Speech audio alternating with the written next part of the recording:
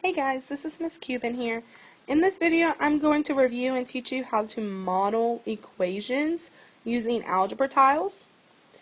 As you know, what we've kind of seen in class is an algebra tile will normally have a rectangle, and those are known as our x's. They come in two colors, a positive x, which is in green. That's a positive x. And then a red, which would be a negative x. And if you don't have colors, you could just keep it as just draw a rectangle and put a plus or plus x or minus x. Then you have your ones. For our ones digit, it's a square, and that's counted as a 1. So if I have a positive,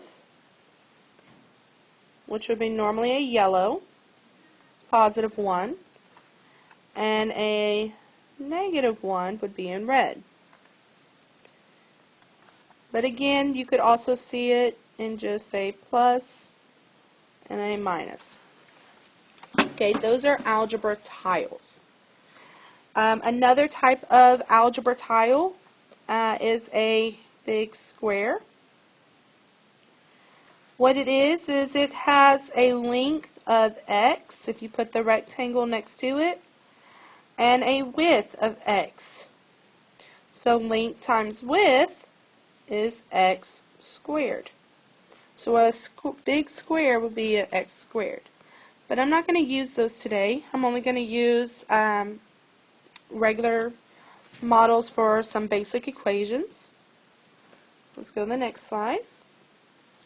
For example, if I have 2 plus x equals 5, I can draw my line through my equal sign, so I have two sides, a left and a right, and I have positive 2, so I have positive 2, so I'm going to put two positives, and then I have an x, so I'm going to have one rectangle, positive x. And on the right side, I have positive 5, 2, 3, 4, 5. So my goal with solving an equation is I want the rectangle by itself, which is my x. So if I have something on the left and the right that are the same, I can take them away and it will still be equal. For example, on the left, I have a positive 1, so I can take that away, because on the right side, I also have a positive 1. So I take those away. I also have another match on the left and a match on the right, so I'm going to take that away. At this point, I have one rectangle, positive x, and now I have positive 3 on the right. So when I look at this, my x is by itself. It's equal to positive 3. To check my work, I can plug it in. 2 plus 3 equals 5, and 5 is what my answer is, so I'm correct. Okay, so let's look at a different problem. In this problem, I have negative 2, and then I have 1x, that's positive, and on the right, I have 5 positives.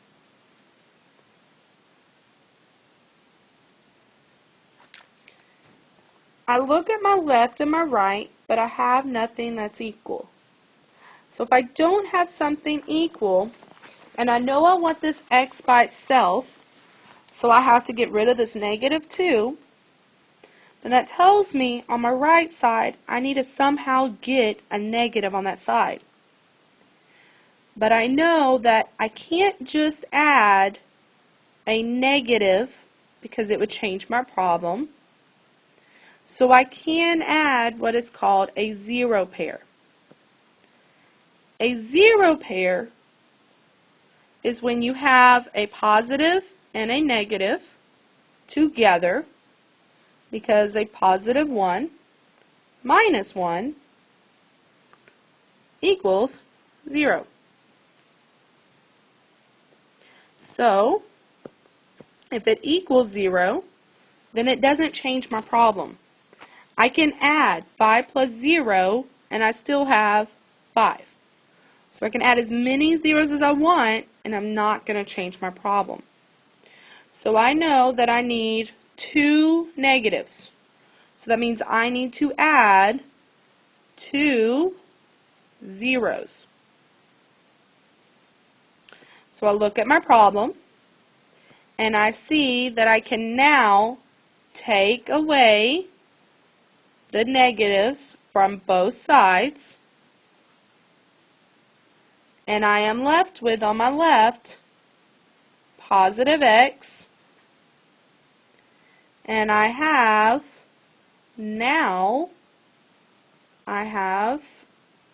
5 positives plus my 2 positives. So my x is now equal to 7. To check my work, I can plug it in. Negative 2 plus 7. So my signs are different. So I'm going to subtract, which is 5. And the number with the largest absolute value is 7, which is positive. So my answer is positive 5. Is that what I started with? Yes. So my answer 7 is correct. Now let's take it a little step further.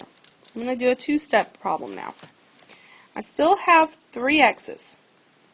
So I still have an equal sign. So I'm going to draw my line. And I have 3 x's, so I'm going to draw my 3 rectangles. They are positive x's.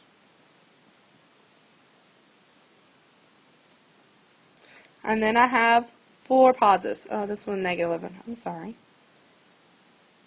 4 positives.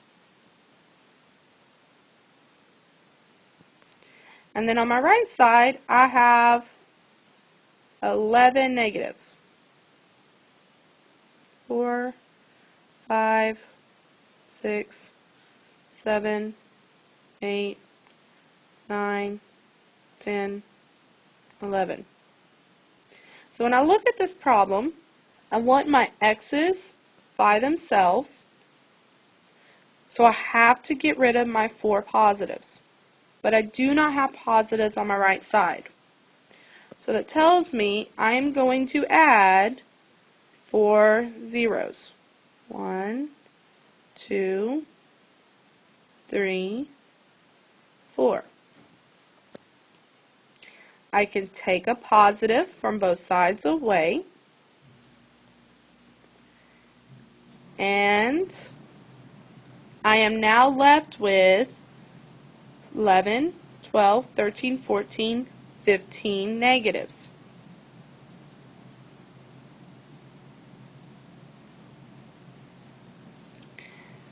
So now, my next step is I want 1x. I don't want to know what 3x's is equal to. I want to know what 1x is. So if I'm looking for 1x, I'm going to take this negative 15 and I'm going to divide it into 3 groups. So, let's see, 1, 2, 3, 4, 5, 6, 7, 8, 9, 10, 11, 12, 13, 14, 15. So when I look at this, that's going to tell me that 1x is going to have a negative 5 in each group. 1x, negative 5. 1x, negative 5. So 1x is going to equal negative 5 as my answer. I hope this helps you with modeling. You can use this concept for any different types of problems. Okay. If you have any questions, please let me know. Drop down a comment. I will be sure to respond. And try to add some more problems. And so, have a good day, guys.